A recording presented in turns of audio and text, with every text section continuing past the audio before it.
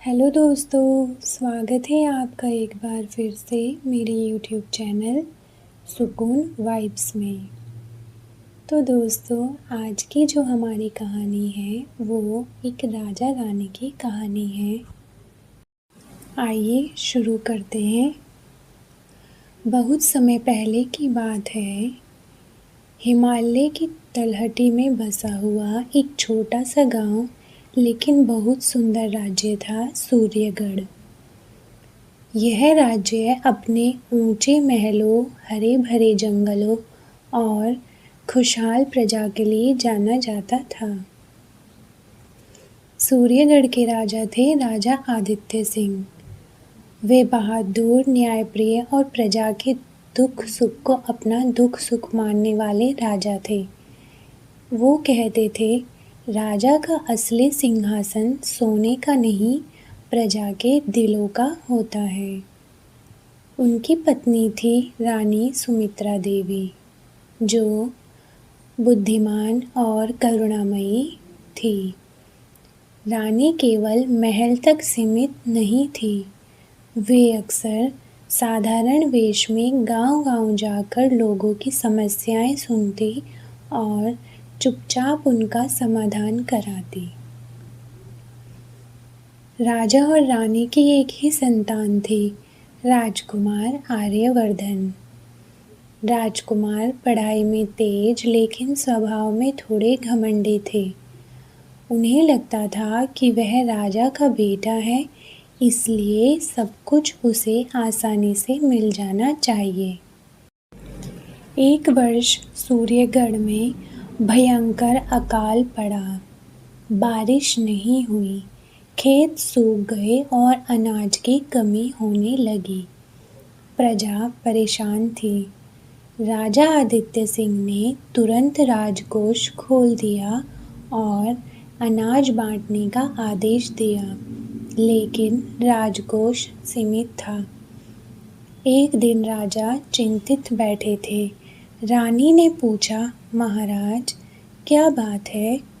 आज आप बहुत परेशान लग रहे हैं। राजा बोले, देवी, अनाज कुछ ही महीनों का बचा है।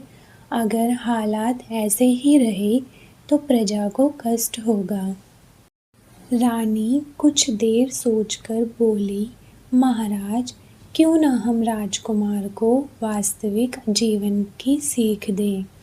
जब तक वह प्रजा का दर्द नहीं समझेगा, अच्छा राजा नहीं बन पाएगा। राजा सहमत हो गए।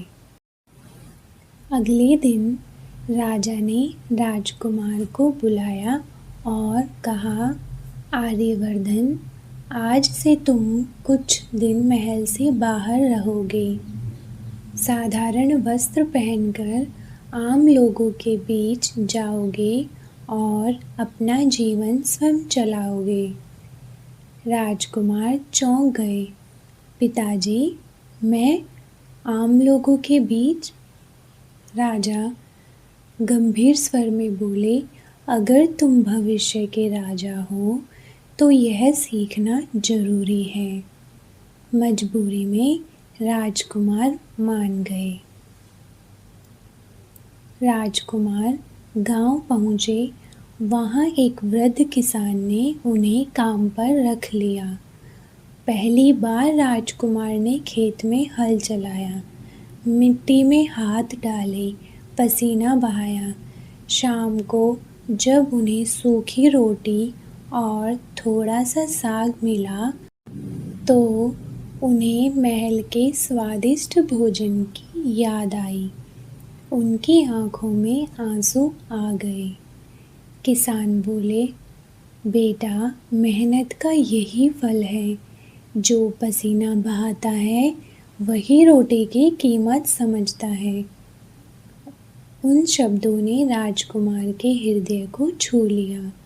दिन बीतते गए। राजकुमार ने भूख, थकान और अभाव को करीब से देखा। उन्होंने देखा कि कैसे लोग कम में भी खुश रहने की कोशिश करते हैं। एक दिन गांव में एक बच्चा भूख से रो रहा था। उसकी माँ के पास उसे देने को कुछ नहीं था। राजकुमार ने अपनी थाली का भोजन उस बच्चे को दे दिया। उसी क्षण उसके भीतर कुछ बदल गया। वह मन ही मन बोला, राजा बनना आसान है, लेकिन इंसान बनना कठिन। कुछ महीनों बाद राजा आदित्य सिंह स्वयं साधारण वेश में गांव पहुँचे। उन्होंने देखा राजकुमार गरीबों की मदद कर रहे हैं, बच्चों को पढ़ा रहे हैं। राजा की आंखें भर आई। राजा ने कहा, पुत्र, अब तुम महल लौट सकते हो। राजकुमार राजा के चरणों में गिर पड़े।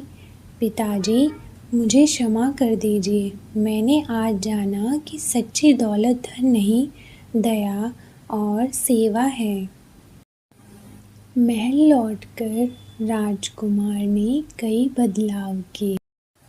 अनाज का सही वितरण किया, किसानों के लिए सहायता और शिक्षा और भोजन की व्यवस्था। रानी सुमित्रा मुस्कुराकर बोली, आज मेरा बेटा सच्चा राजा बन गया। राजा आदित्य सिंह ने घोषणा की, जिस राज्य में करुणा होती है, वही राज्य सदा समृद्ध रहता है। तो दोस्तों, आज की इस कहानी से हमें जो सीख मिलती है वो ये है कि घमंड इंसान को छोटा बनाता है, अनुभव इंसान को महान बनाता है। सच्चा राजा वही होता है जो दूसरों के दुख को अपना समझता है। तो दोस्तों, कैसी लगी आपको आज की हमारी ये कहानी? अगर आपको ये कहानी पसंद आई तो प्लीज़ वीडियो को लाइक कीजिए, शेयर कीजिए और अगर आप चैनल पर नए हैं तो चैनल को सब्सक्राइब कीजिए। मिलते हैं आपसे ऐसी ही कहानी के साथ अगली वीडियो में। तब तक के लिए बाय गाइस।